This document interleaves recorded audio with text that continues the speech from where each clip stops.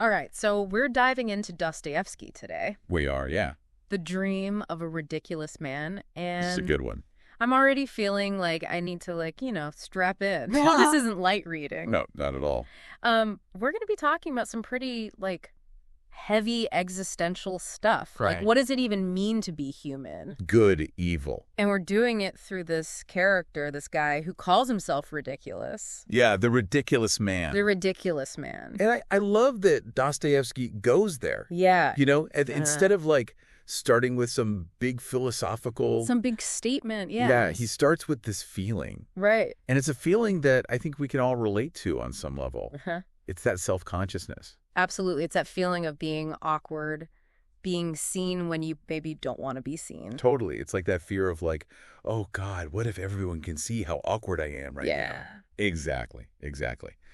And Dostoevsky, he takes that feeling, that universal fear, and he turns it up to 11 with this character. Oh, yeah. It's like he's convinced that everyone's in on this joke. Everyone's looking at him. Right. And he's the butt of the joke, but nobody's letting him in on it. It's like his own self-doubt is just this weight. You know, it's this heavy thing he's carrying around. It's all-consuming for him. He's so terrified of being found out, of being exposed as this ridiculous figure, that he actually contemplates suicide. Wow. It's like his own perception of himself is just pushing him towards oblivion. And that's what makes the next part of the story so interesting. It's not just that he feels ridiculous, but it's this feeling that leads him down a path of complete apathy. Oh, okay, so we're going there. Yeah. We're going to this place where nothing matters. Exactly. He becomes convinced that nothing matters, not even existence itself. He's like, if I'm this ridiculous, if this is how I'm perceived, then what's the point of anything? It's nihilism, right? He's spiraling into this belief that nothing has any inherent meaning. And Dostoevsky really emphasizes this sense of bleakness. Oh, absolutely. Remember the way he describes that rainy night, the chaos in the building? There's even a fight happening nearby. Oh, yeah. It's like the world is literally falling apart around him. And he's totally indifferent. He even says, I'd given up thinking, for everything was alike to me. He's totally numb to it all. It's like he's checked out completely, which, we've all had those days, right? Yeah. Where it's like, what's the point? Sure. But he's taking it to a whole other level. And just when we think he's tumbled fully into this despair, something happens that throws a wrench into his whole nihilistic worldview. Sure. He encounters the little girl. The little girl. This is where I'm like, okay, Dostoevsky, you're really going to do this? Because it's always like these small encounters that lead to these huge ideas in his work. There are these little cracks in his facade. Yeah. So just to remind everyone, this is the same night. He's walking home. He's thinking about ending it all. And he has this encounter with this little girl. What is it about this moment that's so significant? Especially right after he's just declared that nothing matters. Well, because even though he's on the verge of suicide, even though he's embracing this idea that nothing has meaning, the girl's distress, her desperate cries for her mother, they spark something in him. It's like a gut punch, right? Exactly. It's like his conscience is like, hold on a second. Even if you think you don't matter, your actions still have consequences. Other people matter. It's a direct challenge to his nihilism. And remember, Dostoevsky himself really grappled with these questions of faith and doubt. Yeah. He was constantly wrestling with these ideas, and so he embeds that struggle, that internal conflict within this character. He's literally asking himself, if nothing matters, then why does acting morally still matter to me? It's this question that haunts him, even as he's about to take his own life.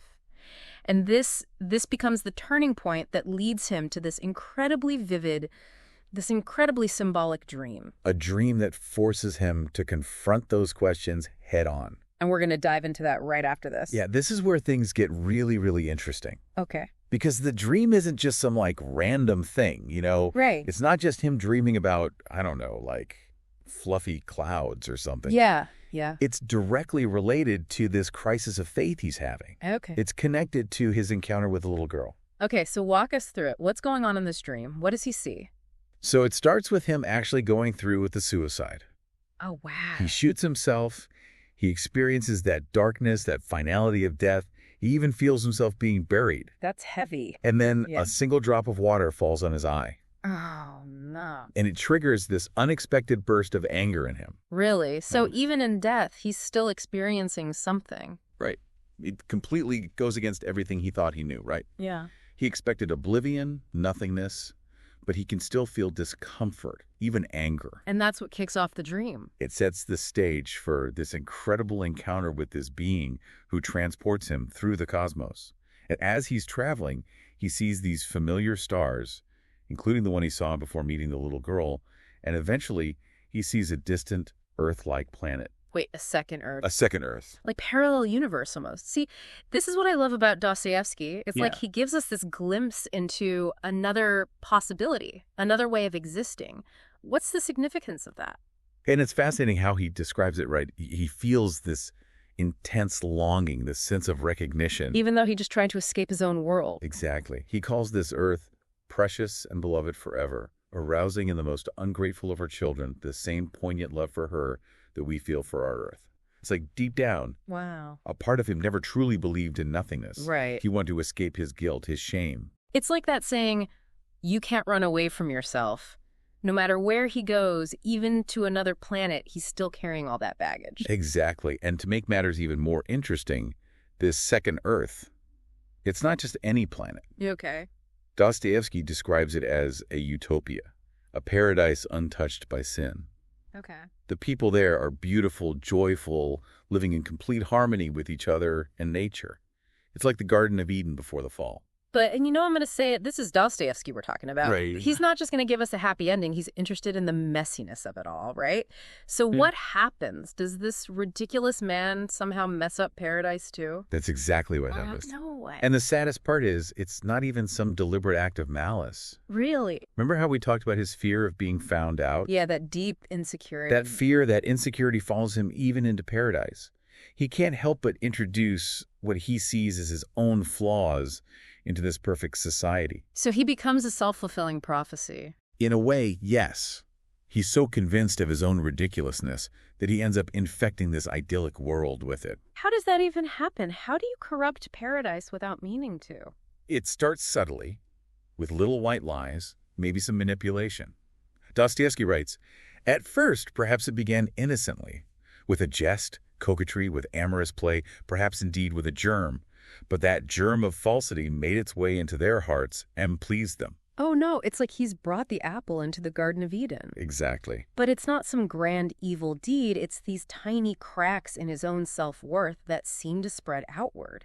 It's like he's contagious, but instead of a virus, it's this self-doubt. And that's the real tragedy of it all, you know? Yeah. It's not him setting out to destroy anything. Right. It's almost like he infects them with his own insecurity, his own cynicism. And it just shows how even those small, seemingly insignificant actions can have huge consequences. Exactly. You never know what little thing might snowball into something much bigger. So how does this infection actually play out? What happens to this utopia once that seed of doubt is planted? It all falls apart, and quickly, too.